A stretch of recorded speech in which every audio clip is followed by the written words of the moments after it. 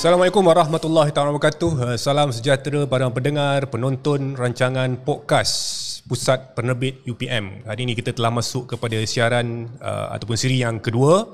Hari ini kita ada 3 orang panel. Yang rasanya sebelum ni tak ada. Hari ini semua yang wajah-wajah segar dan muka-muka baru. Dengan topik-topik juga yang baru. Kita akan bincangkan beberapa perkara yang penting, yang sensitif, kita akan selesaikan dan kita akan luruskan pemahaman dan persepsi pada hari ini, insya-Allah. Hari ini bersama dengan kita yang pertamanya saya bacakan namanya, tidak asing lagi, Encik Arafat Mansuri, Ketua Bahagian Pusat Penerbitan UPM. Kita ada juga Puan Sabrina Mahili, editor, dan di hujung sana kita ada Encik Muhammad Arif Syambuddin, Ketua Seksyen Reka Bentuk dan juga Media Kreatif. Untuk senarionya, penerbit ini saya rasa antara pusat tanggungjawab yang sering ada persepsi tentang penjanaan pendapatan. Bila disebut saja penerbit, isu yang keluar ada tentang isu penjanaan pendapatan, caj perkhidmatan yang dikenakan oleh penerbit. Dan kita rasa sebenarnya benda itu pasti ada sebab di belakangnya, dan hari ini kita akan meluruskan persepsi tersebut. InsyaAllah pada hari ini kita akan memberikan penerangan ataupun meluruskan persepsi berkaitan dengan penjanaan pendapatan. Kita ada masa kita akan sentuh tentang minat membaca, masa depan penerbit, dan kalau ada masa lagi kita akan bincangkan tentang editorial dan juga tentang reka bentuk. Ya, perkhidmatan-perkhidmatan lah. Keseluruhannya ada perkhidmatan-perkhidmatan telah pun disediakan oleh penerbit. Baik, selamat datang Cik Arafat Mansuri. Okay, terima kasih Cik Kamarul. Puan Sabrina, selamat datang. Terima kasih Cik Kamarul. Cik Arif, okey Cik Arif? Walaupun di hujung, kejap lagi kita akan ke depan. Kita akan sampai soalan tu, insyaAllah. Dia pelan-pelan, orang kata pelan-pelan. Oh, nampak naik awal Hujung-hujung nanti ni. Okey, sebelum tu saya juga nak wawarkan lah untuk dalam masa nak meluruskan juga persepsi tentang penerbit ni, saya nak wawarkan juga kepada tuan-tuan dan puan pendengar, terutamanya kepada pusat tanggungjawab yang berada dalam Universiti Putra Malaysia. Kita sebenarnya tak ada apa-apa eksklusif rancangan podcast ni. Dia adalah bersifat inklusif. Siapa-siapa saja dan daripada mana-mana PTJ boleh datang, berhubung dengan Seksyen Media Kreatif dan Penjenamaan, berhubung dengan PSPK, kita akan bantu untuk usaha-usaha visibility. Datang, kalau eloknya datang sekali dengan moderator, panel dan juga kandungan yang ingin kita bincangkan bersama. Baik, kita kembali kepada isi perbincangan podcast ini. Berdasarkan kepada senario yang saya sebut tadi, Encik Arafat, macam mana dengan penjanaan pendapatan? Okey, terima kasih Cik Kamarul, ataupun saya panggil dia Kaloy ya, kalau di luar di mana-mana saya panggil dia Kaloy. Jadi panggilan tu memang sinonim, orang dah kenal yang mana satu zaman dengan dia ataupun satu level dengan dia lah. Okey. Alright, seperti mana yang kita tahu penerbit ni sejak dari tahun 94 tak salah saya, dia memang self-sustain. Berdiri 1994. Betulkan saya kalau saya silap. Tak salah saya ada tahun 1994. Okey, dia adalah satu PTJ yang perlu berdiri sendiri, yang mana dia tidak mendapat dia tidak dapat peruntukan daripada pengurusan operasi daripada pihak universiti, dan dia perlu menjana pendapatan sendiri dengan menyediakan perkhidmatan dan penjualan buku, yang mana ia adalah dia adalah core business dia sendiri yang utama. Langsung tak ada selain daripada buku, hanyalah servis perkhidmatan. Dia lebih tepat lagi, kita ni cuma ada wang amanah je. Betul. Wang mengurus memang kita tak ada. Maksudnya buat buku masuk duit amanah, duit itulah yang kita pusing. Itu yang kita peroleh. Betul. Jadi semenjak 1994. Tak salah saya 1994. Kita bukan antara lah penerbit yang terawal lah. Dekat antara PTA ni yang memang kena cut off habis. Kena penjanaan inilah bajet ni daripada pengurusan. Okey. Perlu semak balik mungkin 1994 atau 96. Tak apa, kisahnya lama lah. Lama, jauh. Sangat lama sebab saya pun belum masuk lagi kat situ. Cik Arafat di penerbit?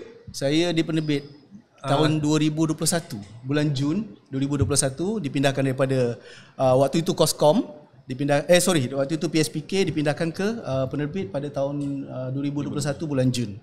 InsyaAllah. Alhamdulillah, rahmat daripada penerbit. Rahmat daripada penerbit, dan tempat saya digantikan oleh Kalui sendiri.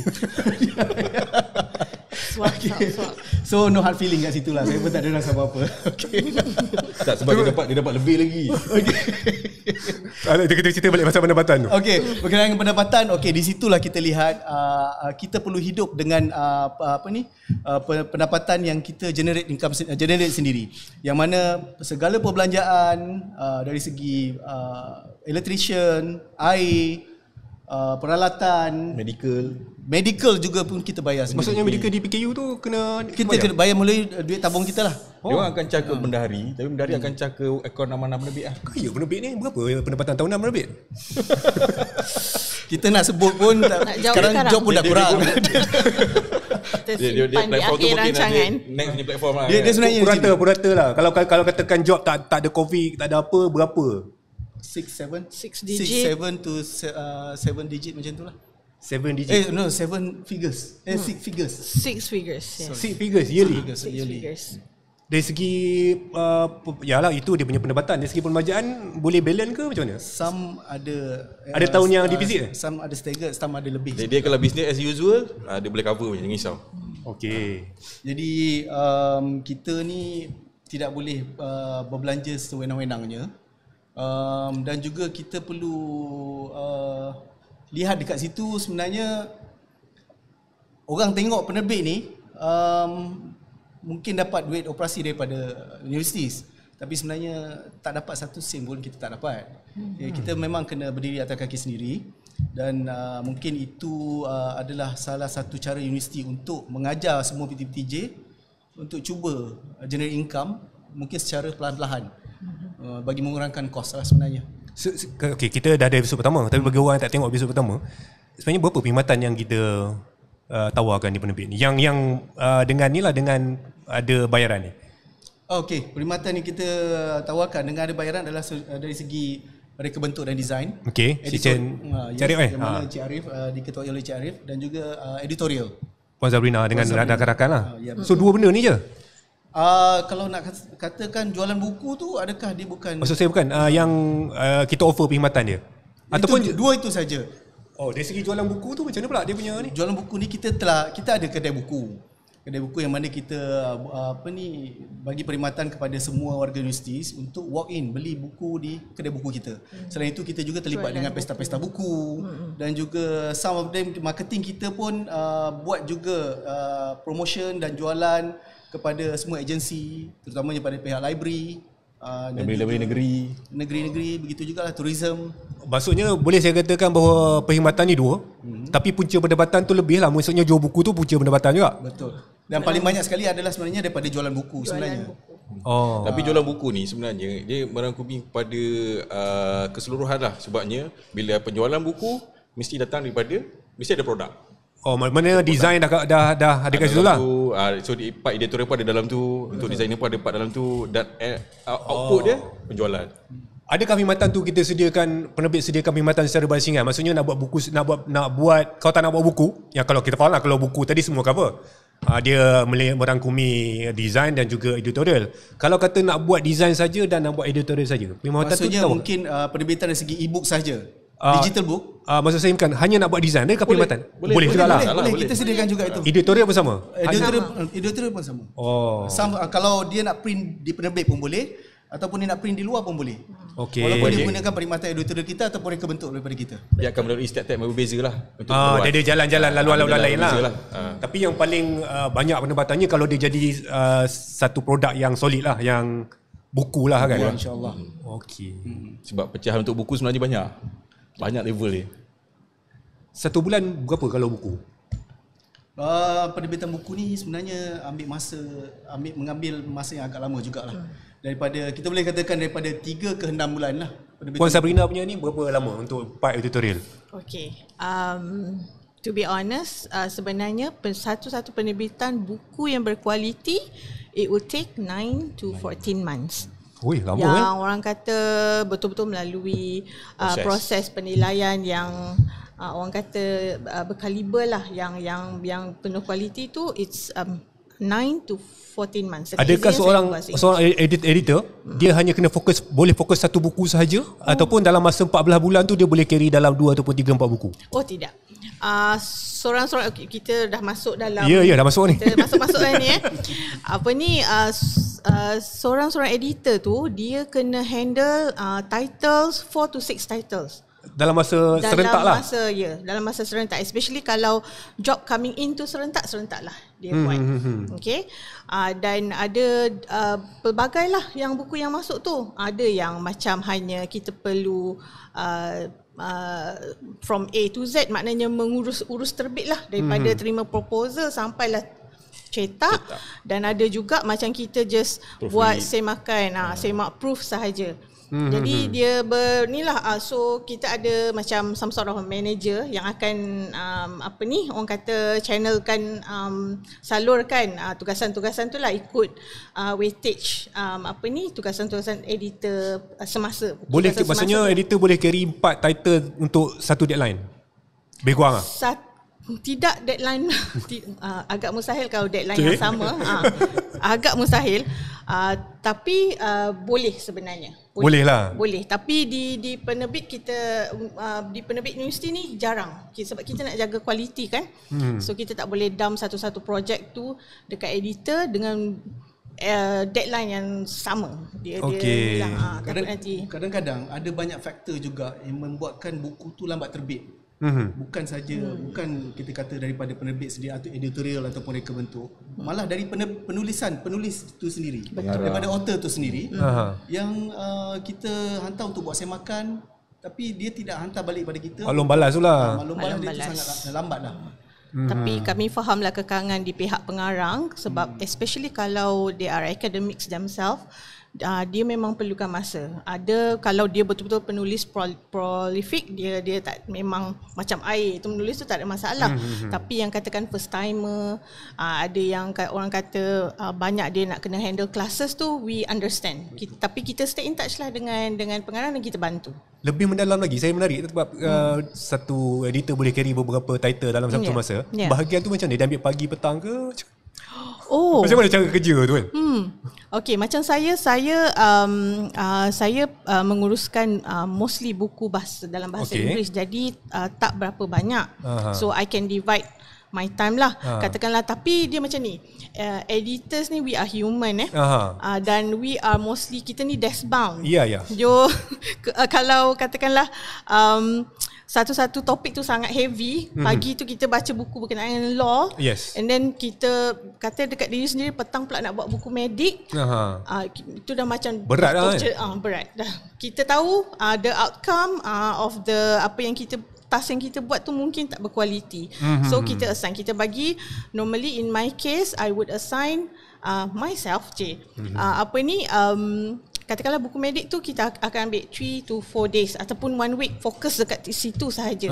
Kemudian the next week tu I tak nak buku yang teknologi, this time around I nak buku arts pula. Macam tu lah. Sebab bukan apa, kita editor ni dia berat tugas dia sebenarnya. Dia bukanlah tengok kosmetik semata-mata on the surface, tidak.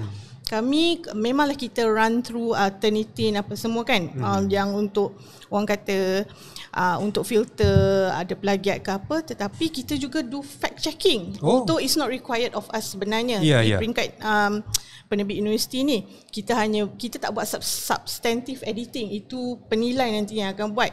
Kita hanya buat suntingan naskah. Maknanya kita check language, tapi kita like I myself, I'm an avid reader. So kalau saya rasa language style dekat depan tu tak sama dengan tengah tu, saya dah rasa tak sedap hati dah. So saya akan run. Itu ada kecenderungan copy paste ke apa? Yang begitulah. Begitu. Saya dah tangkap a few lah kan. Jadi editor ni sebenarnya tugas dia ambil juga risiko. Tugas integriti tu pun ambil juga kan? Yes, risiko terpaksa. Sebab sebelum terlepas nanti ni, di hujung-hujung ke di ni, orang takkan point to anyone. People say, editor dah tengok ke tak ni? Although kita tak terikat untuk check substance tau. Kita tak terikat untuk check content. Sepatutnya macam tu lah kan?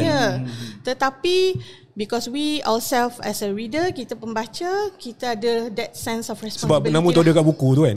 So kita ada tanggungjawab lah untuk buku yang diterbitkan tu. In the end, komplikasi dia akan tercalar jugalah dekat penerbit APM juga sebenarnya. Nama universiti dia panjang lah. Jadi ni pula Cik Arif, ni kalau katakan ni Puan Sabrina, Cik Arif pula berapa lama? Kita kalau corporate solid bahan 3 bulan siap cetak. Maksudnya bahagian Cik Arif bukan sekat muka depan saja kan, di mana keseluruhan buku tu lah. Untuk 3 bulan tu corporate keseluruhan lah, daripada kulit muka depan, konten sampai ke cetak.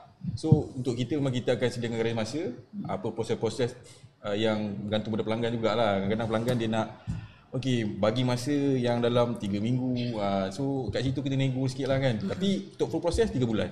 Tugas Cik Arif dengan Puan Sabrina maksudnya boleh berjalan serentak ke ataupun berasingan? Mana habis Puan Sabrina baru Cik Arif take over? Dia sebenarnya untuk kita kat penerbit ni, apa-apa projek kita memang dah ada garis masa.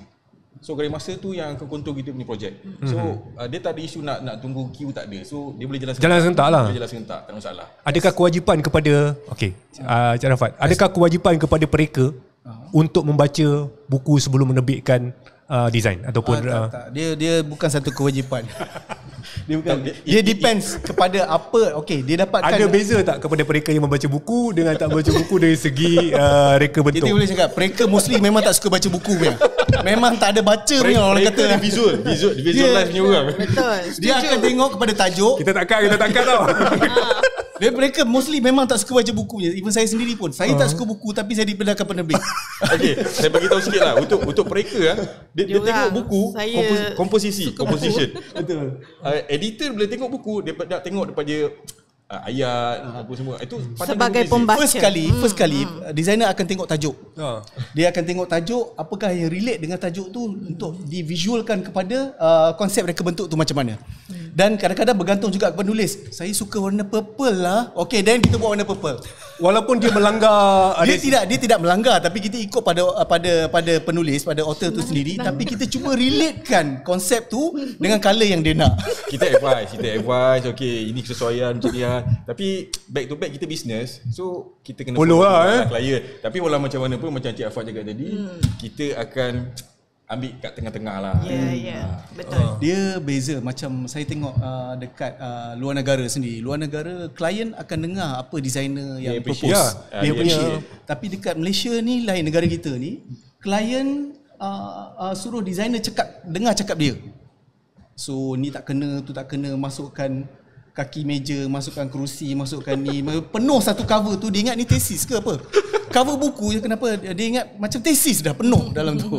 So that's why kita kena pandai manipulate sambil kita sediakan beberapa pilihan pada mereka untuk kita propose finalize design sebenarnya. Cik Arif, kalau berhadapan dengan tadi tu, nak masukkan semua benda tu, peti air apa semua tu, apa jawapan yang boleh diberi kepada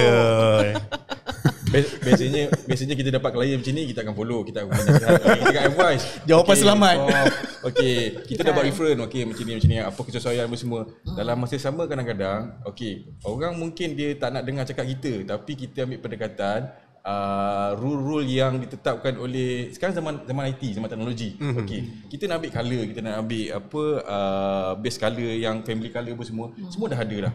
So kadang-kadang kita tunjukkan dekat klien, bagi dia nampak, bagi dia pendedahan, kadang-kadang dia boleh terima. Tapi kadang setengah-setengah tu mungkin dia tak nak terima sebabnya dia ada dia punya rasa dia sendiri, cerita dia sendiri. Jadi kita jadi itulah. Itu je lah. Dia macam ni, kita sebenarnya mungkin ambil pendapat daripada dia sikit untuk dimasukkan dalam tu. Mungkin dia merasakan pendapat aku diguna pakai.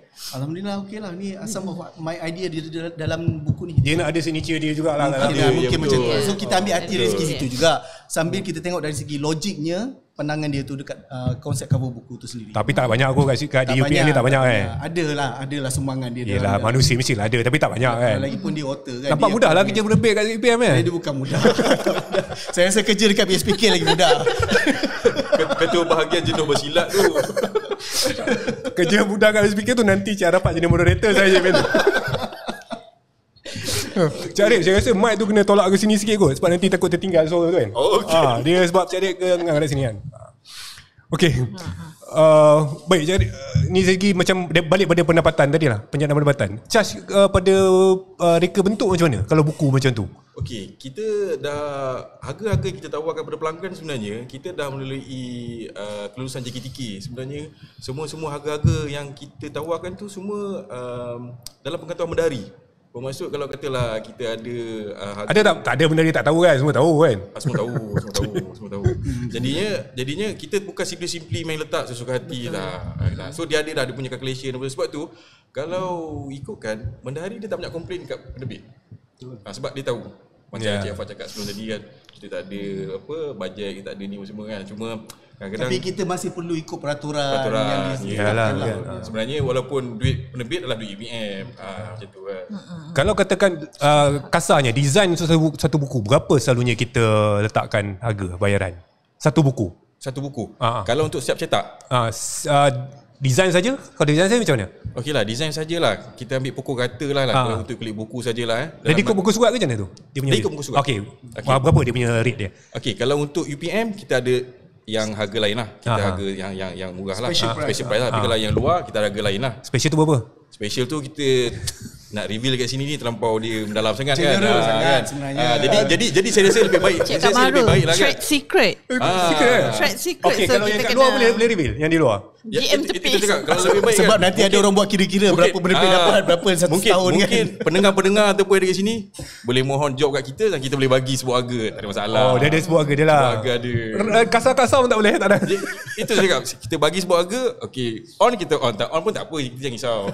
Buku penerbit berapa average yang kita jual? Harga, Jabat? Lebih kurang 40 ke 80 ada. RM40 ke RM80. Even ikut ketebalan lah. Ketebalan, Tapi kalau full colour juga kan. betul ikut ketebalan dan juga finishing dia. Finishing. Tapi bila kita sebut berkenaan dengan coffee table book, dia mencapai 100 lebih. Kalau kopi book kita faham lah kan, mesti 4 color semua. Betul. Kalau 80 tu hard cover lah kot. Hardcover yang finishing dia kita kata boleh dikatakan mahal lah, agak mahal. Dan semua bergantung kepada finishing buku tu sendiri. Dia dan kat sini ketebalan kan, buku. untuk harga ni sebenarnya dia tricky dia. Kadang-kadang pensyarah memang ada query. Kenapa 100 harga naskah buku saya sama dengan 500? So kat situ sebenarnya untuk percetakan ni dia ada pergi dua, digital ataupun offset. Jadinya kalau kita pergi ke offset, harga dia memang akan murah per unit. Tapi kalau digital dia akan mahal untuk per unit. Lepas tu pula kadang-kadang ada setengah-setengah klien ni dia nak guna yang size yang awkward, yang bukan size-size yang very odd lah. SOP memang odd. Jadinya situ memang akan ada waste paper. Bila ada waste paper ni memang kos akan tinggi. So kat situ yang kita akan advise. So size-size yang memang kita Standard lah standard ni dia jimat lah. Jadi dia potong tu boleh pakai habis lah. Boleh pakai habis. Kerana standard size tu lebih menjimatkan sebenarnya. Kadang-kadang dia nak kelainan. Apa yang selalu yang odd sangat tu? Size yang odd sangat? Dia nak kelainan lah sebenarnya daripada buku-buku lain. Maksudnya size apa? Size petak ke? Macam contohlah Kalau katalah saya ambil katalah 10 inch kali 10 inch. Kalau 10 inch dia akan, kalau kata pergi offset dia akan dalam 6 kalau bahasa printing 6 up lah. So 6 up betul. Kalau untuk paper punya yang size AO offset tu memang akan ada waste sikit. So still memang siapa nak pakai waste tu kan? Siapa nak pakai? Buat penanda buku lah boleh. Tapi kalau untuk printing kebijakan kena ada. Untuk printing ni dia ada cara lain lah untuk gunakan lebih tu lah, lebih tu. Cuma odd tu ialah akan membazir lah kat situ kan. Jadi itu yang kadang-kadang ada pelanggan bertanya, kenapa mahal sangat buku ni? Tapi dia tak sedar yang saiz dia minta tu bukan saiz standard. Kadang-kadang dia minta, "Oi, kita orang order sikit je, kenapa mahal sangat ni?" Itu yang kita nak jelaskan tu. Sikit lebih mahal daripada banyak. Puan Sabrina, dari segi charge boleh ke sama juga macam dengan Encik Arif? Tak boleh nak kita tak nak review kat sini. Services trade secret. Kita apa ni dia kena DM tepi yang tu. Okey, services. okey macam ni lah.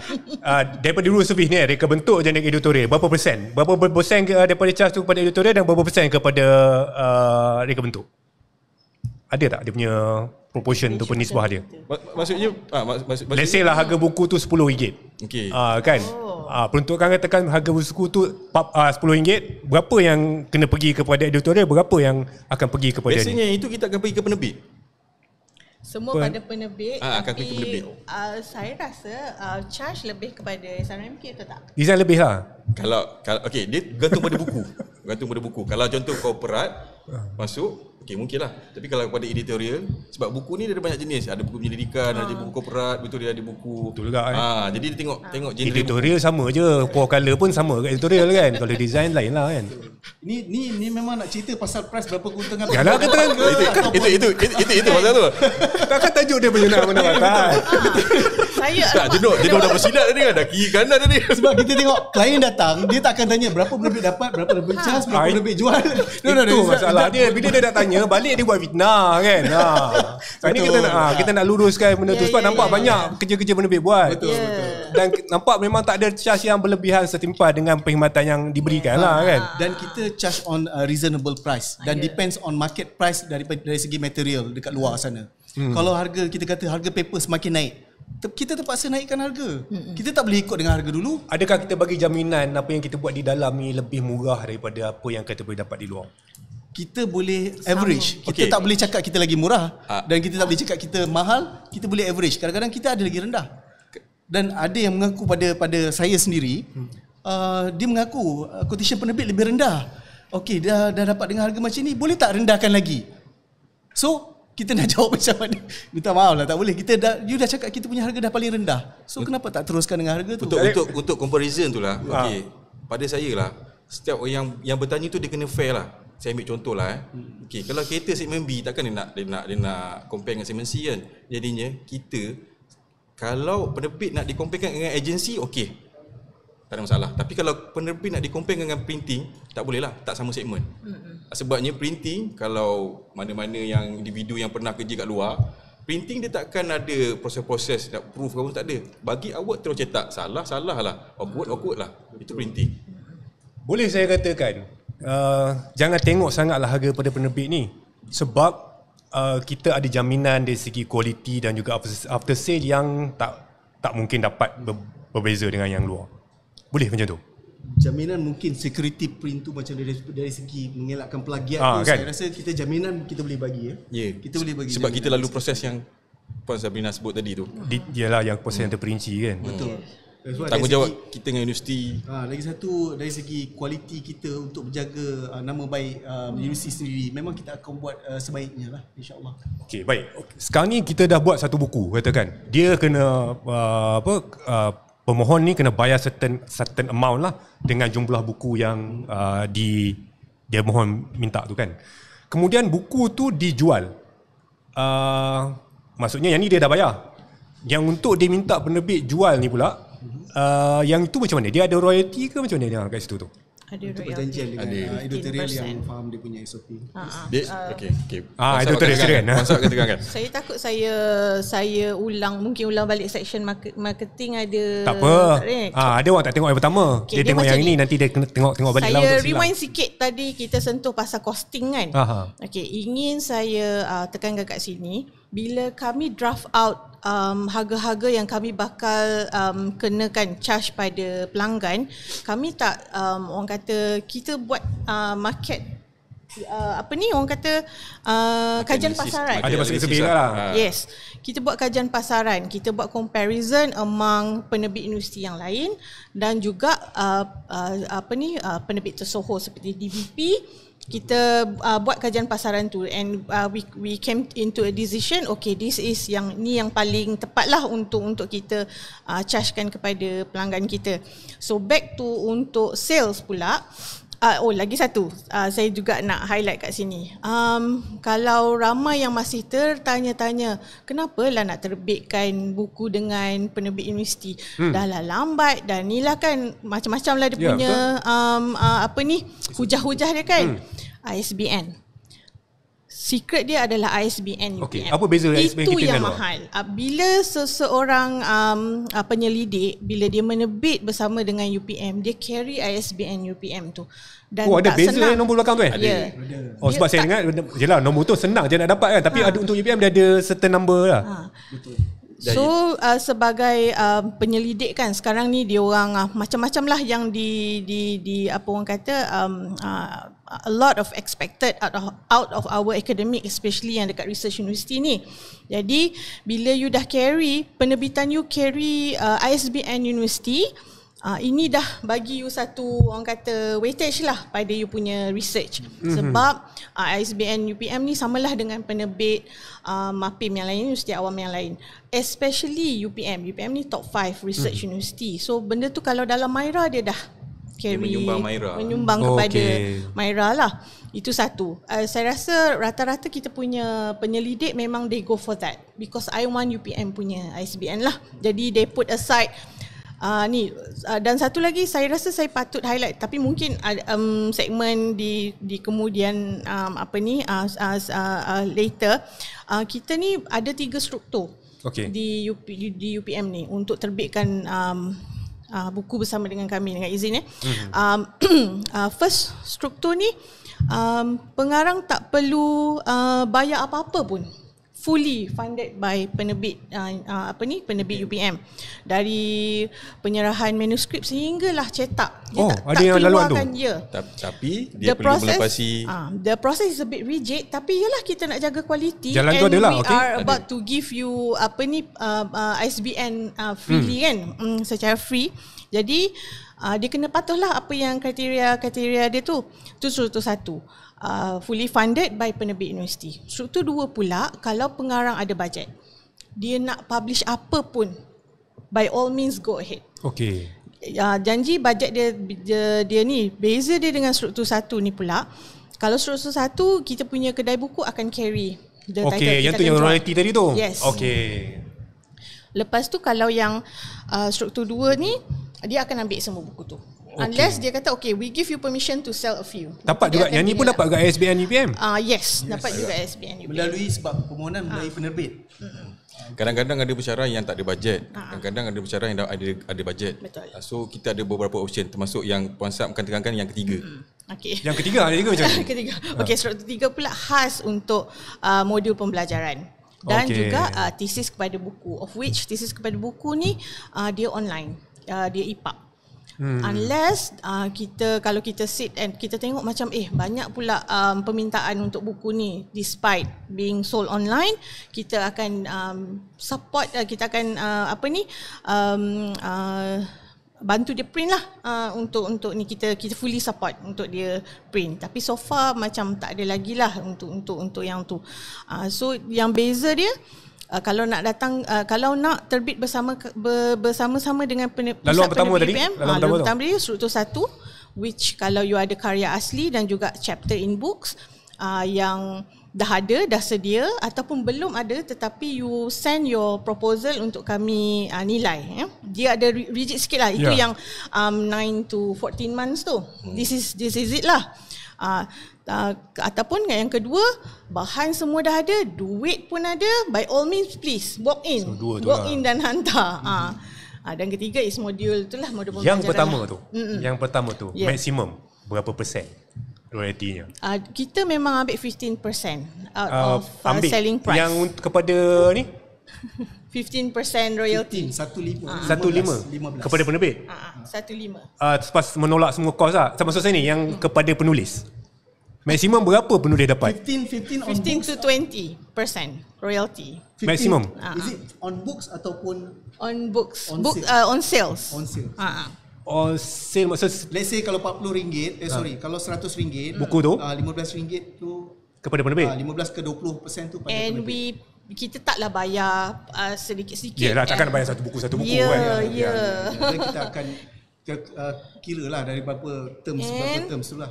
6 bulan ke, pembayar selama 6 bulan. Setahun 2 kali, setahun 3 kali. Alik tak nak jawab Terbang balik. Saya menjaga kata-kata sebab ini adalah 20% lah. Ikut naskah jualan. Okey, dia sebenarnya kita sebut tadi pasal berkenaan dengan struktur 1, struktur 2, struktur 3. Okey, ada penulis dia kata tak payahlah buat penerbit dengan penerbit universiti, kita buat sendiri, tulis sendiri, kita hantar kat printer luar lagi murah.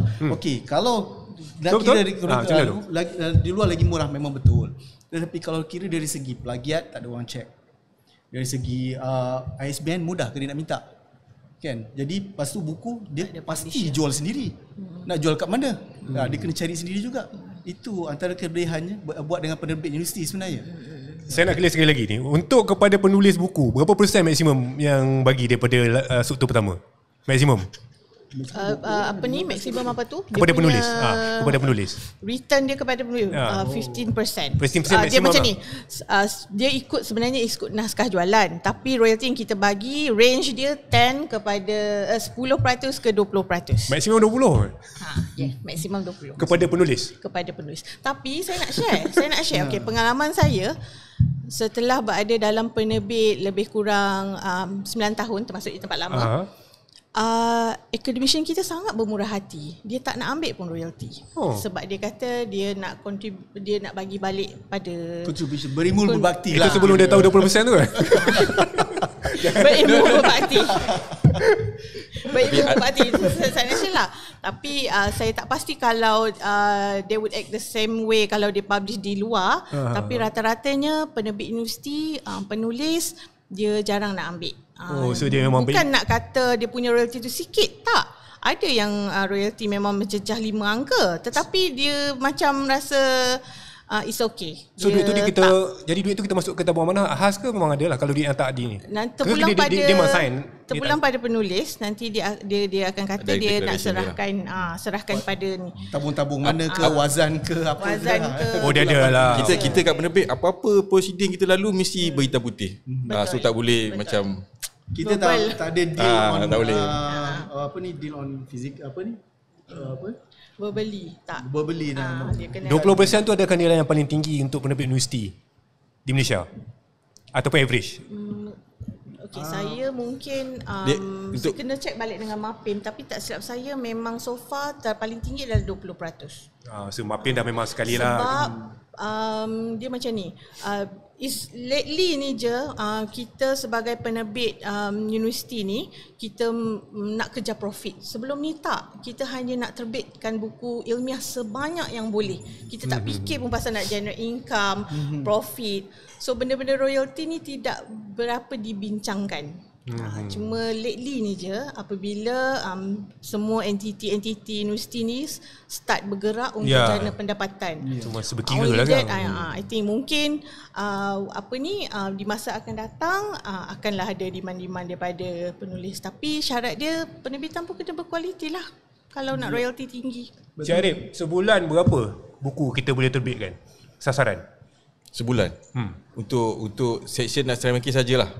Sebelum tu, adakah tanggungjawab buku tu, dia punya output tu bergantung pada akan diletakkan tanggungjawab tu pada Cik Arif ke macam mana? Maksudnya Cik Safina dia tak kira, tapi last tu berapa buku tu jatuh pada Cik Arif? Macam tu. Macam saya cakap tadi lah.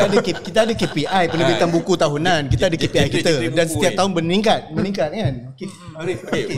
Untuk kita designer sebenarnya, kita designer. So kita banyak fokus pada reka bentuk. So pengeluaran buku tu adalah datang kemudian. Okay, untuk ini kalau kita nak cerita pasal section reka bentuk lah. Sebabnya untuk saya kita kena pastikan semua KPI untuk designer perlu dicapai lah. Jadi untuk yang jumlah buku ni sebenarnya dia balik pada penerbit balik sendiri. Tapi untuk membezakan macam section reka bentuk dengan section editorial, masa saya cakap tadi lah, kat penerbit ni kita ada genre buku dia. So ada corporate, profesional, buku ilmiah, buku pendidikan. So kat situ yang akan ada pembahagian sama ada kat reka bentuk ataupun dekat editorial. So mana soalan tu kena pada ketua bahagian penerbit lah kan. Berapa buah buku sebulan? Average setakat ni untuk tahun ni 91 tak salah saya. Sebulan? Setahun. Sorry. Sebulan. Itu keseluruhan lah. Capai.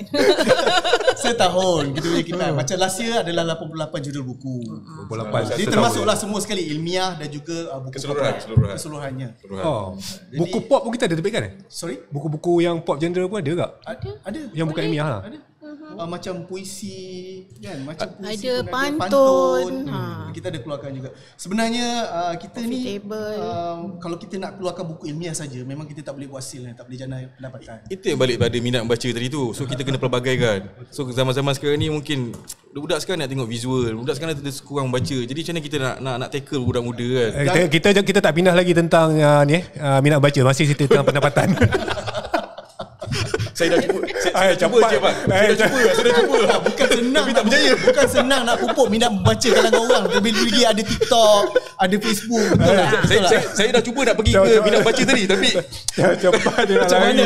Ketua bahagian pun tak suka buku, nak macam mana? Kita tanya Cik Kamarul, kena pupuk jugalah. Buku yang latest dibaca tahun ni dah mula? Saya dah minggu lepas dah selesaikan trailer bulan. Sekarang tengah bumi. Sekarang tengah menghabiskan bulan. Murakami Underground tu tengah mengalami proses menghabiskan lagi. Bagusnya.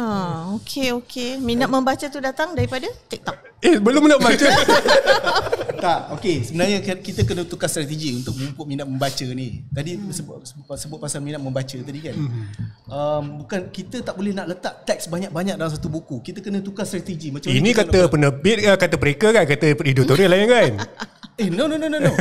Bukan. Ini pandangan saya sendiri. Itulah saya akan bawa bincang dalam pengurusan dekat penerbit.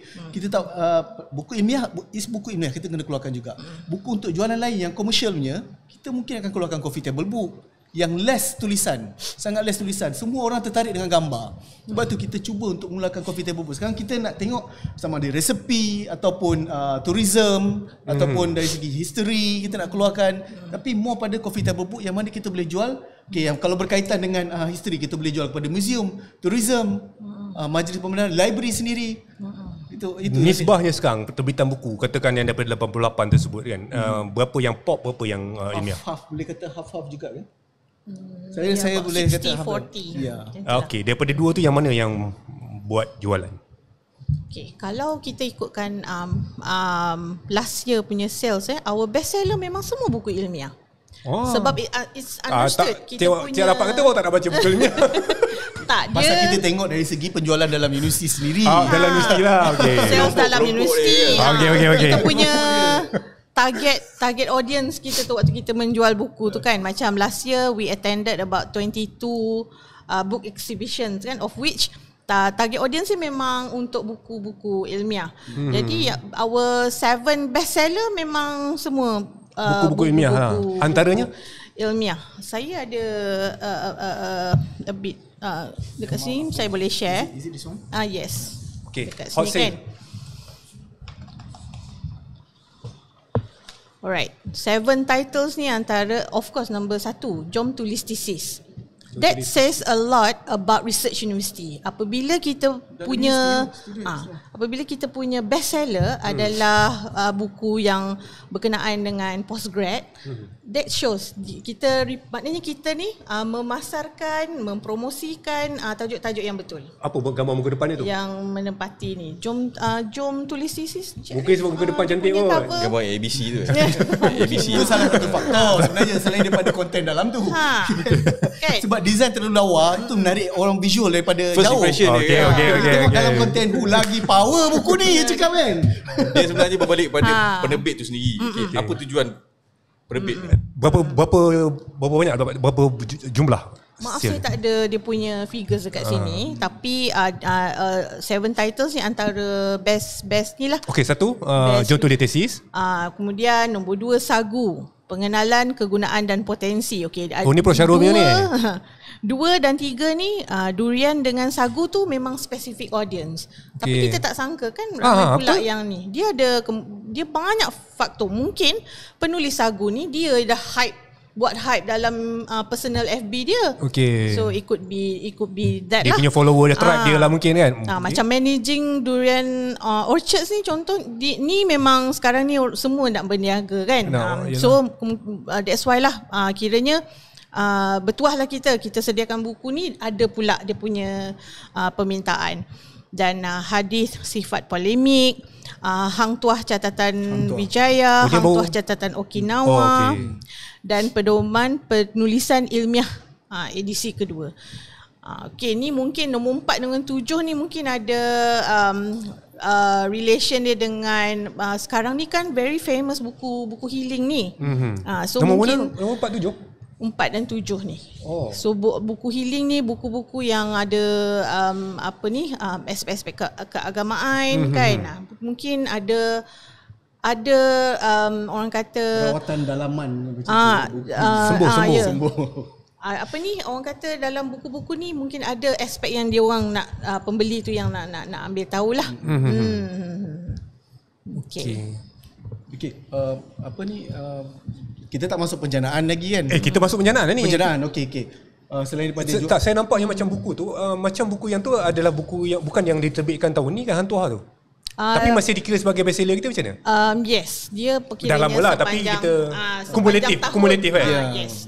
Dan banyak version Hang Tuah juga yang kita jual sebenarnya. Ada buku Hang Tuah Wijaya Negara. Yang baru ni? Yang baru Okinawa. Bukan yang baru yang mau lancar. Saya rasa bulan lepas awal tahun tu. Ya. Yang awal tahun Last ni. time. Bulan 8 tak salah saya. Okey. Selain pada tu buku-buku yang kita jual dan juga servis perkhidmatan yang kita jual. Okey, kita bercadang untuk menjual merchandise dan juga alat tulis sebenarnya stationery. Tapi kita masih dalam percubaan dan juga perkara ni semua memerlukan modal. Bila memerlukan modal, kita pun ambil kira juga tabung yang kita tinggal ada berapa, adakah benda ni boleh jual dalam berapa lama. Walaupun dia tidak ada tarikh luput, tapi kita kena ambil kira juga. Kadang tabung kita ni kita kena bagi report end of the year, tabung kita tinggal banyak ni. Tapi mana semua duit kita pergi? Semuanya pergi kat stationery and merchandise. Belum dijual lagi. Kena ambil kira juga kat situ. Mungkin kita akan buat secara perlahan-lahan. Semua akan dijual di kedai buku insyaAllah. Okay, baik. Kita dah 45 minit membicarakan tentang penjanaan pendapatan. Saya rasa okey kot kan. Buat masa ni insyaAllah okey. Atas permintaan Cik Arafah, Abang Zafina, nampak macam kita nak lompat terus kepada ni kan. Apa? Will be next. Next. Saudara-saudari, tuan-tuan dan perempuan, pendengar-pendengar dan penonton yang rasakan tidak mencukupi maklumat dan info yang kita sampaikan berkaitan dengan penjanaan pendapatan penerbit, sila komen di ruang komen YouTube dan juga Facebook kita. Segala persoalan akan kita jawab insyaAllah. Kalau ada permintaan, kita akan buat satu siri 2 berkaitan dengan penjanaan pendapatan dan yalah, yang apa-apa yang masih belum rasanya belum diselesaikan, belum diluruskan pada hari serahan ini. manuskrip kan. Saya rasa sebelum kita pergi kepada minat membaca, kita berhenti rehat seketika dan kita akan sambung selepas ini. Kita kembali bertemu di dalam rancangan siri 2 podcast Pusat Penerbit UPM. Sebentar tadi kita telah selesai dengan soalan-soalan yang panas tentang penjanaan pendapatan. Alhamdulillah lah, nampaknya berjaya dijawab oleh ketiga-tiga panel kita. Kita akan pergi kepada yang kedua. InsyaAllah yang ini kita akan berbincang dengan benda yang lebih santai dan lebih tenang tentang minat membaca. Benda ni saya rasa berkait rapat lah dengan penerbit, sebab penerbit ni mengeluarkan buku dan tentunya minat membaca ni dia pastinya akan memberi kesan kepada penerbit dari segi jualan, dari segi kualiti buku, dari segi motivasi kepada editor, kepada mereka. Jadi saya rasa memulakan perbincangan kita Puan Sabrina tentang minat membaca. Boleh. Macam mana dengan minat membaca kita rakyat Malaysia, dia punya status quo sekarang? Kita tak boleh nak kata yang ada penurunan trend membaca tahu dalam kalangan rakyat Malaysia. Tidak. Yang tu disering disebut yang persepsi macam tu lah kan. Tapi okey. Kerana pada PBAKL tahun lepas dan juga pameran buku antarabangsa Selangor, kalau tak silap saya ada dia punya orang kata pasca exhibition ni, pasca pameran-pameran ni, sebenarnya sales sangatlah bagus. Tetapi kandungan yang ni of course bukan ilmiah. Dia lebih kepada yang saya mention tadi, buku-buku healing, komik, novel memang best seller ya. Jadi bagaimana kita sebagai penerbit universiti ni nak compete dengan sebab ada publisher indie ni, ada yang baru 2 tahun bertapak di orang kata industri buku, tetapi dia punya profit tu sampai berjuta-juta. So kita di penerbit universiti awam ni, kita nak compete macam mana? Saya rasa kita patut kita kena orang kata join the crowd lah. Sekarang ni kalau lihat rata-rata penerbit universiti memang ada akaun TikTok dia sendiri. Okay. Ada yang kata ada akaun TikTok pun bukan banyak view pun bukannya, tetapi perlu ada, sebab once kita orang kata Google ke search ke apa, kalau laman sosial kita yang naik dahulu, people akan orang akan pergi ke sana dahulu. Katakanlah penerbit UPM ke apa ke, keluar TikTok ke IG dulu ke, orang akan ke sana dahulu. So we have to have that content. Kita kena join the crowd lah untuk ada orang kata visibility. Kita kena insin lah. Atas talian ni kita kena ada. Lepas tu gunakan hashtag yang terkini. Book Talk, Book TikToker ke Book Rack. Itu adalah hashtag yang orang kata kita join the crowd lah dalam hashtag yang berkenaan. Tetapi at the same time kita tak compromise kualiti penerbitan ilmiah kita. Maknanya kita kena kuatkan contoh saya bagi contoh, katakanlah selama ni buku popular untuk UPM adalah pertanian ataupun perhutanan, kejuruteraan.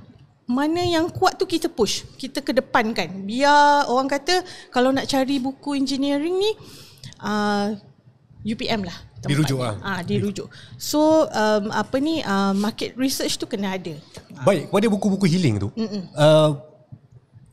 kita adakah sebabkan banyak ke buku healing kita? Banyak ke buku healing kita terbitkan? Okey, antara penggemar dan pembeli buku-buku healing maksud saya di penerbit UPM ni. Kita so far kita tak ada terbitkan. Tak okey, ada adakah sekarang ni dia tak ada terbitkan. Adakah disebabkan oleh satu dia tidak diterbitkan tu tak ada orang tampil untuk penerbitan, ataupun kita rasa bukan standard kita untuk keluarkan buku healing? Okey.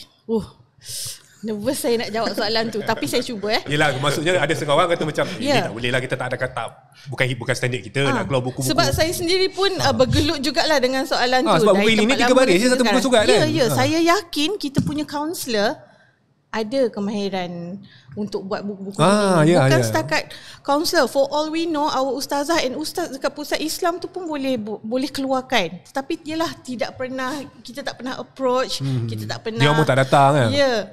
Jadi saya rasa kita boleh tap the market. Kita boleh ni dengan mencuba. Okay, katakanlah kita ada tokoh-tokoh yang orang kata well known, yang prominent. Kita cuba terbitkan buku dia tapi dari angle yang bukan ilmiah, yang lebih santai. Okay, sebab tu kita adakan podcast ni sebenarnya untuk visibility dan awareness kepada warga universiti yang mana sebagai permulaan dia nak buat buku healing, ustaz ke, pensyarah ke, kaunselor ataupun staff sendiri. Dia tak tahu mana tempat nak pergi. So dengan dia tengok podcast ni, dia tahu penerbit boleh buat, boleh bantu. Untuk keluarkan buku-buku macam ni. Tapi penerbit pun kena ada fokus juga. Kita ada KPM untuk Mahira pun kena keluarkan juga buku ilmiah dan juga buku komersial untuk penjanaan pendapatan kita. Jadi ini memberitahu kepada semua warga universiti, boleh datang ke penerbit nak buat buku apa, dan kita boleh consult dan advice. Bincang. Boleh buat bincang. Benda boleh nanti saya takut terbalik cakap, benda boleh gaduh buat perbincangan. Benda boleh bincang buat apa gaduh kan? Okey, saya nak tambah Encik Afar cakap tadi tu. Sebenarnya kalau untuk rekod dengan kita, sebenarnya penerbit ni bukannya pensyarah saja buat buku. Mari. Kena tali sikit. Pernah ada pembantu pertanian pun buat buku dengan kita. Betul. Dia ada knowledge berkenaan pertanian, dia nak bukukan knowledge dia tu dan dia terbit dengan kita. Betul. So tak ada masalah, bukan penerbit ni hanya untuk academician je tak. So siapa-siapa yang jadi buku healing 3 baris. Cas design kita sama tak? Macam mana? Buku healing lah selalunya dia dalam 3 baris je. Kan? Adakah designer ni walaupun 3 baris tapi rasional dia tu dan dia punya falsafah dia tu tinggi. So itu adalah harga untuk yang kita bayar. Macam ni konsep yang dia letak, dia bentuk. Saya bagi sebagai contoh Dia rate dia sebagai contoh, kalau kita fotokopi black and white 4 sen. Even kalau colour black and white ada nombor 1 sini warna merah, dia kira color 50 sen. Senang pun macam itulah dunia. Sebab tu itulah dunia. Sebab tu saya katakan, kalau lah kata digital 1 10 sen, kalau ada 16 muka surat RM1.60 sen. Kalau offset dapat 16 muka surat 50 sen harga dia, berapa kali ganda dah. Itu kalau kiraan kertas. Belum lagi kiraan yang lain-lain lah. So itu kalau kita nak katakan sebagai kos lah. Ataupun mungkin universiti boleh bagi kos operasi kita separuh daripada itu, kita boleh kurangkan separuh charge dia. Itu je boleh. Dan ada universiti yang buat benda tu, bukan tak ada universiti yang buat sebenarnya. Ada. Ada penerbit universiti lain, dia orang dapat terima bajet daripada pihak universiti. Dan dia boleh rendahkan untuk dia orang punya kos operasi. Itu saja. Ini suara kepada pengurusan universiti kan ni? Oh tidak. Kita nak buat perbandingan betapa kita ni boleh self sustain sendiri dengan strategi-strategi yang kita buat. Maknanya kita tak perlu mengharapkan 100% pada pihak universiti. Cuma kalau dapat sokongan tu, kita ada alhamdulillah sebenarnya. Apa yang kita cadangkan, strategi-strategi, kita nak menjana lebih pendapatan, kita dapat sokongan daripada universiti, insyaAllah. Puan Sabrina selaku editorial, minat membaca dalam di peringkat kebangsaan ataupun dalam negara tadi yang seperti Puan Sabrina, di dalam universiti macam mana? Dalam universiti sebenarnya dia punya minat membaca tu kalau ada keperluan. Dan dengan sekarang ni everyone memang on the phone kan. Jadi bila kita nak sediakan konten, kita kena bezakan apa yang available online dengan apa yang ada dalam buku. So sekiranya sebab tu kami advise dekat pensyarah kalau dia buat buku kan, make sure tailor dengan dia punya syllabus. Supaya dia boleh buat something like quiz, siapa nak free 10 markah, my next question semua dekat my books. Semua akan ni kan. So kita sinergi antara pengarang, academician, penerbit, even the students ni, kita kena duduk dan faham bina satu ekosistem. Ya, betul. Kita jangan kalah dengan teknologi sebab somehow and at the same time kita jangan takut dengan teknologi. Kita kena macam contoh kita bergelut sekarang kan, macam mana kita nak tahu penulis ni berkualiti ke tak? Ada ChatGPT lah apa semua. Kami tidak menghalang pengarang kami kata jangan sesekali guna, tak. Kita make friends dengan AI. Kita jangan takut dengan AI. AI tu bantu kita. Tadi buat lawan baik buat kawan. Yes, but at the same time dan kami ni pun sebagai editor, kami perlu juga orang kata berilmu jugalah kan. Katakanlah people are moving forward untuk AI ni semua, orang cakap pasal AI, kami pula blur-blur kan. So tak boleh, kita kena naik sama-sama lah. Jadi untuk dalam universiti ni memang dia punya demand tu untuk saja-saja pergi kedai buku dan mencari buku untuk dibaca saja-saja tu memang tak.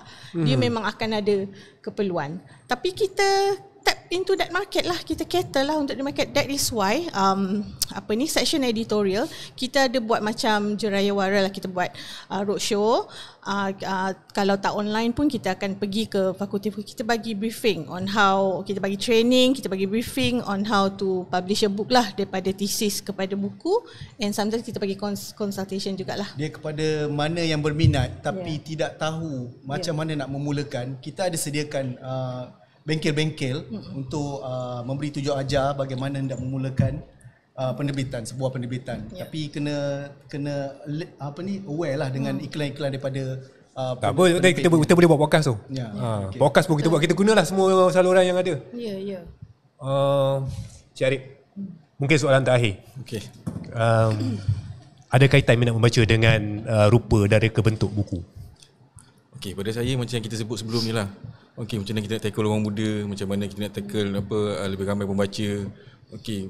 Memang kita macam yang Puan Sab cakap tadi, universiti ni buku berkeperluan. So macam mana kita nak cari yang opposite kat situ tu. So benda-benda yang kita tengok dari segi visual, gambar-gambar yang cantik. Yang terkini macam mana dari segi visual yang menarik perhatian orang? Visual macam mana? Yang budak sekarang ni katanya minimalis. Kalau katalah nak lebih mendalam lagi, kalau kata nak tackle betul-betul budak-budak ni, sebenarnya kita kena kait rapatkan penerbitan ni bukan setakat cetakan yang fizikal, digital. Digital, interaktif. Betul. Itu lebih mendalam. So pada saya lah sebenarnya perkembangan untuk penerbitan ni dia bukan hanya sahaja penerbitan. Kita perlu lagi kembangkan dari segi penyediaan metadata, conversion, aggregator. So itu lebih meluas, itu lebih besar. Tapi tidakkah kalau kita pergi ke bidang digital tu, pendapatan kita akan terjejas? Sebenarnya dari segi pendapatan kita ada cost service kat situ. Ada perkhidmatan kat situ. Macam cerita pendapatan. Teruskan. Cuma tak semaksimum on physical digital hanyalah digital, tapi untuk digitalkan benda tu ada perkhidmatan kat situ. Dari segi tadi macam kita sebut design untuk menarik orang kepada membaca, design memang berkait rapat sebenarnya. Dari segi penampilan cover buku tu sendiri, dari segi layout dan isi dalam buku tu sendiri sebenarnya. Penggunaan warna juga penting. Itu designer dia faham apa yang dia nak gunakan dalam sebuah buku tu, macam mana dia nak visualkan, dia faham. Jadi bergantung kepada kebijakan designer tu sendiri untuk visualkan buku tu lebih menarik kepada audien untuk membelilah sebenarnya.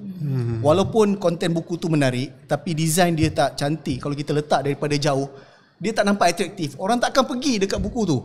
Gambar yang menarik. Betul. Kalau dari jauh dia tengok ada attraction, walaupun buku tu hanya setitik dot saja dengan tajuk, dia akan attract kepada. Sebab apa tahu? Visual. Buku ni sebenarnya kalau macam kita, kalau untuk penerbitan buku yang berkonsepkan gambar ni, kita faham PSPK ramai fotografer yang berkaliber. Betul. Fotografer yang memang tip-top dalam shoot gambar yang produk-produk punya. Asal jadi panel pula. Ya. Jadinya sebenarnya itu memberi kelebihan kepada kita untuk menerbitkan buku-buku yang sedemikianlah. Itulah antara strategi dia. Puan Sabrina, dari segi mungkin setakat ni dalam kita punya pipeline, dari segi buku healing memang tak ada lagi setakat ni. Tak ada. Kita masih menunggu dan mencari. Tapi saya yakin warga UPM ni ada yang memang berbakat buat menulis. Kalau pelajar boleh ke? Healing. Kalau pelajar, Dia kena ada bajet yang struktur 2 lah kot kan? ya, struktur 2. Kalau dia kena tetapi dia boleh dapat support daripada fakulti. Katakanlah dia approach fakulti. Okay, can I do something for my department? Katakanlah dia punya jabatan ke apa ke. Mungkin dia punya contohnya jabatan kaunseling. Okay, peruntukkan sikit untuk dia dan dia boleh ni lah. Dan co-write lah. Co-write bersama dengan mungkin supervisor dia ke. Itu yang saya nak balik pada soalan tadi tu. Kalau katakan student, berapa agak-agak minimum yang dia kena prepare? Sebenarnya untuk student ni, bukan student lah, mana-mana pun, untuk bajet ni sebenarnya, macam kita dah tahu apa benda kita nak buat. So sebenarnya kat kita luar ni banyak NGO yang mana kita boleh propose kita punya proposal. Terbitkan buku apa. Macam contohlah, kalau kata kawan saya ada nak buat buku nasi kandar, contoh. Kan? Saya kenal kawan tu. Okey, kawan saya. Okey, mungkin dia boleh pergi ke persatuan nasi kandar. So kat situ dia boleh gunakan bajet daripada persatuan yang untuk terbitkan buku. Ya, melalui dengan penajaan sebenarnya. So sebenarnya benda ni student sekarang dia kena kreatif sikit lah. Betul. Dia tak boleh nak dan kami sebagai penerbit, we can be that bridge kan. Kita boleh jadi mediator lah. Setakat ni lah, tidak ada insentif daripada penerbit untuk penerbitan pelajar belum lagi. We used to have incentive, tapi tak sekarang tak. Tadi yang tampil tu maksudnya macam mana daripada student? Saya moderator. Itu saya pun saya confused juga macam tadi. Saya tahu. Yang mana moderator? Sila. Itu yang saya cakap. Jadi ketua section media PSPK senang. Patut tanya nama mesyuarat ni. Just joking. Setakat balik pada soalan tu, Cik Arafat tadi. Setakat ni ada student yang tampil. So far yang postgrad ada, tapi dia more to thesis kepada buku lah. Dia bukanlah buku yang tajuk healing buku. Tak ada. Mungkin ialah sebab platform tu kita bagi tahu dia orang. Kita menyeru bakal-bakal penulis yang rasa karya dia patut dipertengahkan, come and talk to us. Mungkin dia orang dah ada dah, meski dia orang simpan dah ada dah sebenarnya, tapi tak tahu nak ke tengah ke mana ataupun macam mana nak buat kan. Okey, so ini platform ataupun co-write by college kan, minta sponsor daripada alumni. Kan, good idea. Healing pasal college dia orang adalah masukkan dia punya. Sebab kalau nak minta diskaun mungkin pengurangan kos daripada penerbit ataupun daripada ni tak mungkin. Sebab Tak mungkin. kita menanggung kos. Sebab kita menanggung kos dan di luar sendiri dia tak akan menanggung, dia tak akan menaja pun ataupun menggunakan kos, dia tak mungkin. Memang mentaliti bukan mentaliti. Dunia ni kejam tau. Semuanya perlukan wang. Yang mahal tu SBN UPM tu yang mahal. Yang mahal SBN lah. Saya lah soalan terakhir. Puan Sabrina mungkin ada maklumat tentang buku yang paling hot sale kita dalam sejarah. Ada tak? Bestseller kita memang siri Hang Tuah tu lah. Itu yang paling tinggi lah. Boleh Ya. share berapa jumlah? Bukan berapa pendapatan, jumlah. Estimation berapa? Mencecah, okey. Saya tak ada figure tu. Do we have that figure? We don't have that figure. Contohnya macam ni. Katakan blockbuster filem ada certain amount 1 juta. Untuk buku berapa kalau kita katakan sale dia tu bagus? Min 3 buku ataupun salah satu buku? Setiap buku lah. Setiap buku. Kalau kita kata kau, ini buku kita yang bagus, berapa sebenarnya jualan dia? Sebab ni soalan ni patut ditanyakan kepada seksi pemasaran. Marketing. Sebab kita tak ada data tu yang terkini. Tapi kan? pernah bila saya di tempat yang lama, I think tahun bila tu saya tak ingat, UPM was the highest seller untuk buku statistik, if I'm not mistaken, mencecah lebih daripada RM10,000. Maknanya penerbit buat kerja lah. Tu lah.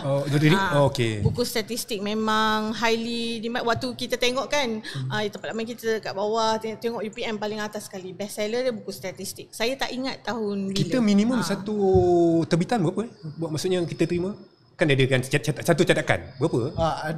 Ada yang mostly average 500. Satu cetakan. 500 paling terbaik lah dari segi kos, dari segi keseluruhan. Maksimum kita buat satu cetakan 1,000 boleh. 1,000 ada. So, kan saya tengok kat kulit belakang tu kan, cetakan pertama 10,000. Sebab kita tak berani untuk keluarkan dalam inbox sebenarnya. Takut buku tu tak habis. Kita tengok keadaan semasa. Itu saya balik pada soalan saya tadi tu. Ada tak buku-buku yang kita rasa kita cetak tu dengan banyak sebab kita confident? Dia kadang-kadang sebelum buku tu cetak tu, kita dah market dulu lah. Okay. So kita dah ada lah list lah. Ada pre-order lah. Dah ada dah. So kat situ tu kita dah boleh target lah. Kalau ulang cetak tu memang ada lah. Ada ulang cetak lah. Beberapa titles yang dari tahun 2005-2010 masih ulang ada cetak. orang Masih ulang cetak. So kita ulang cetak. Saya kata macam buku Datuk Muhati tu banyak kali cetak tu kan, macam Panawar tu kan. Ya, ada. Dia Dia dah macam public figure dia sebab tu. tajuk dia tu orang kata evergreen lah, timeless. Yelah subjek kan. Betul. Subjek dia Baik, special. kita kekangan masa sebenarnya banyak lagi yang boleh kita bincangkan di dalam podcast kita ni, terutama tentang, saya rasa kena buat balik ni tentang minat membaca ni, banyak yang kita boleh. InsyaAllah kita akan buat siri yang lain pula lah. Kami Macam nak yang kita jumpa bincang- bakat-bakat penulis ni. Yang kita bincang tadi lah, orang ingat penerbit dia tak ada apa benda lah penerbit nak buat podcast kan. Banyak benda yang kita boleh ceritakan, yang kita boleh sampaikan. Ya. InsyaAllah. Kita tak menunjuk. Tapi kita ada. Kita tak ramai tapi kita ada. Macam tu lah. Gitu. Akhir kot, Cik Arif, pesanan kepada ni, mungkin ada sikit apa yang nak disampaikan. Okey, bagi pihak saya, mana-mana individu-individu luar mana yang rasakan mungkin nak kerjasama dengan penerbit dan mungkin ada buku yang nak mereka bentuk secara fancy apa semua, so boleh datang ke tempat kita dan kita boleh bincang, dan tak perlu risau orang kata macam wajib buat ke tak. So kita bincang macam mana, setuju apa semua. Ni memang macam bisnes yang biasa kita buat. Sebut harga tak charge maksudnya? Sebut harga tak charge. Okay. Yang tu yang orang takut selalu Sebut harga tak charge lah. Tak So charge. kita boleh bagi sebut harga, tak setuju tak apa. Jangan risau. Jangan risau. Puan Sabrina? Okey, akhir kata dari saya ingin mengucapkan terima kasih pada Encik Kamarul, dan juga saya ingin mengucapkan terima kasih pada penulis yang sedia ada, yang telah menerbit bersama kami kerana percaya akan orang kata usaha kami untuk menerbit buku karya-karya asli kalian. Saya betul-betul mengucapkan terima kasih dan amat-amat menghargai, dan saya ingin menyeru penulis di luar sana, tak kisahlah academician ke, student ke, orang luar ke, come and talk to us. Walk in pun tak apa, boleh. We're so eager for your manuscript dan usul dan cadangan kalian semua. Terima kasih. Cik Rafat? Okey, terima kasih pada Encik Kamarul kerana sudi melayan kami lah untuk membuatkan podcast ni. Okey, sebenarnya platform ni kita, macam saya cakap tadi, kita nak visibility dan awareness daripada warga universitis. Sebenarnya tujuan lain, ada staff-staff baru, lecturer baru, staff baru yang boleh menulis, dia tak tahu nak menerbitkan buku tu kat mana, macam mana nak terbitkan buku, boleh datang kepada penerbit. Itu functionnya penerbit dekat UPM ni sendiri. Boleh datang pada kita untuk discuss, untuk keluarkan pandangan, ideas, dan kita boleh bantu insya-Allah. Dengan consultation dan advice, kita tak ada bayaran. Ya. Okey, boleh discuss dulu. Come dan forward. kita boleh buat kerjasama di kemudian hari insya-Allah. Okey, terima kasih. Baik, saya rasa kita dah pun selesai dengan ketiga-tiga panel kita pada hari ini. Saya harap penonton, pendengar kita berpuas hati dengan penjelasan yang kerja-kerja kita meluruskan persepsi pada hari ini. InsyaAllah kita akan kembali lagi. Banyak lagi kita punya topik-topik yang panas boleh kita bincangkan. Macam saudara-saudari, tuan-tuan dan perempuan dengar tadi berkaitan dengan penjanaan pendapatan pun dah dekat 45 minit kita bincangkan. Hingga kita rasakan yang untuk tajuk minat membaca tu kita nampak kurang sikit. Mungkin saya rasa kita bolehlah buat lagi. Yang minat membaca ni banyak lagi yang benda-benda yang kita boleh kupas. Kita belum kupas lagi pun berkaitan sumbangan penerbit kepada buku-buku pertanian yang mungkin lebih dekat dengan kita sebagai sebuah universiti yang bidang tujahannya adalah pertanian. Mungkin boleh jadi satu tajuk. Begitu juga tajuk yang macam cari kita tadi dia pasal sesetengah penulis yang dia ada persepsi bahawa tanya kena bayar, sedangkan benda itu tak berlaku. So kita mungkin akan bolehlah kita akan buat satu lagi podcast berkaitan dengan buat buku. Macam mana prosesnya daripada awal. So banyak sebenarnya kerja-kerja yang ada pada penerbit ni, walaupun nampaknya penerbit tu duduk kan sendiri-sendiri di dalam dia punya tu, tapi sebenarnya banyak yang berlaku. Busy sebenarnya. Desk bound, tapi good try. buat kerja lah. Nampak Sibuk sangat kami. Good try. Nampak macam boleh jadi moderator juga. Baik. Tak puas apa kita, InsyaAllah kita akan datang lagi dengan topik-topik yang lebih baik. Untuk itu, Assalamualaikum warahmatullahi wabarakatuh. Selamat sejahtera. Jumpa lagi. Jumpa lagi. Jumpa lagi. Thank you Cik Kamaru.